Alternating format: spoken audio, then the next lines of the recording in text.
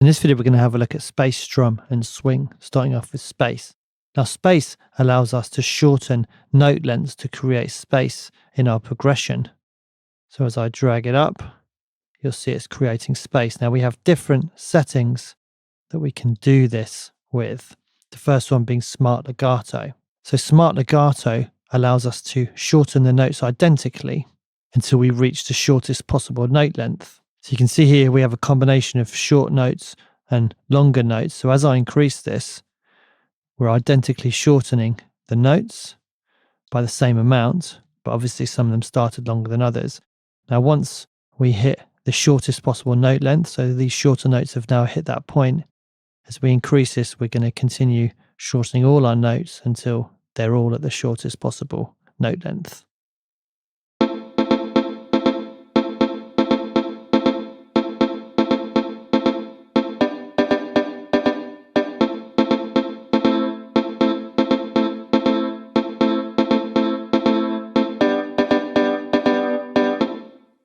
So the second way we could do this is using smart legato keep short. Now in this method, the shortest notes will stay at their original note length and all the notes that are longer than that will be affected. So this is the shortest note here. You'll see this won't change, but the longer notes will do.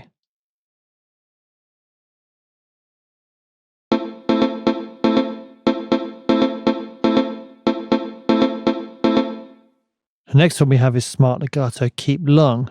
Now this does the opposite. So the longest notes retain their original note length and only the shorter notes are now affected.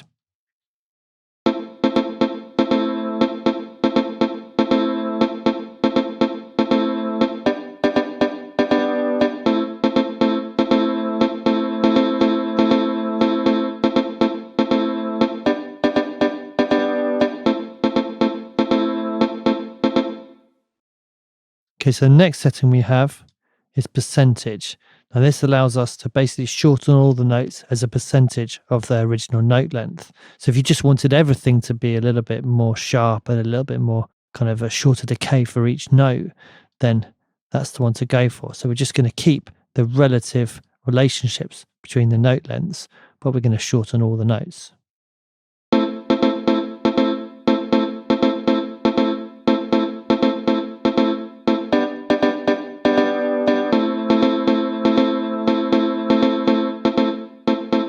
The next one we have is percentage keep short. Now this does the same as the percentage, so it keeps the relative relationships the same, but this time the shortest note length, which was this one, is not affected. So it's the same as the legato keep short we had before, but this time it's a percentage. Keep short, keep long, same thing. So longest notes don't change, all the other notes change, but keep the same relationship between their original note lengths. Now the next one we have is equal note length. Now this one allows us to create notes of equal length, as you can see here.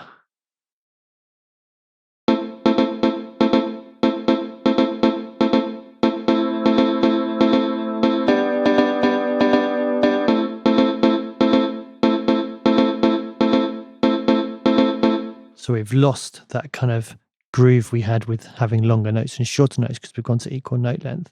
And then we have original note length is like a bypass, basically. Okay, so next up we have the strum feature. I'm just going to change my sound to a different guitar. Just choose a basic guitar. Now strum is going to slightly offset the notes.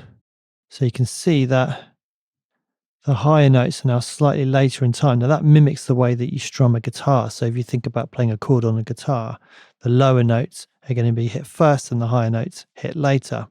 So you can see that we're mimicking that using the strum option here.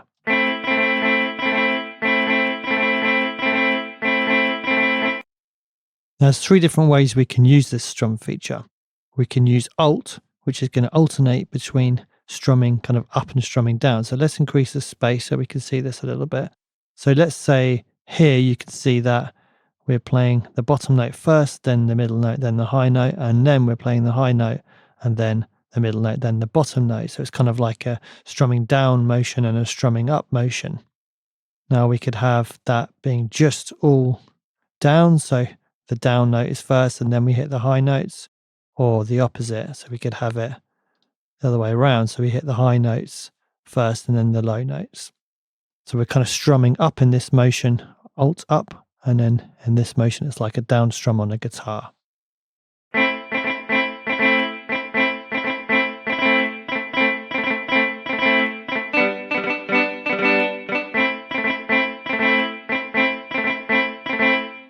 Okay, so finally we have the swing function here. I'm going to take the strum down for the time being. So the swing function allows us to introduce some swing into the progression, and we can do this as 8th note swing or 16th note swing.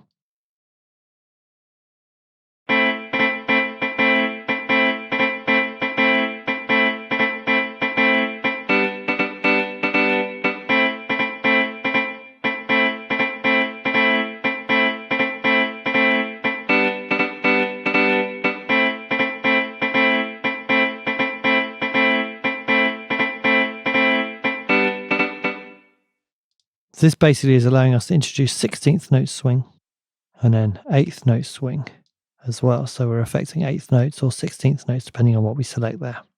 And that's the swing control. So in this video, we've covered space, strum, and swing, allowing you to introduce some more kind of rhythmic interest into your progressions.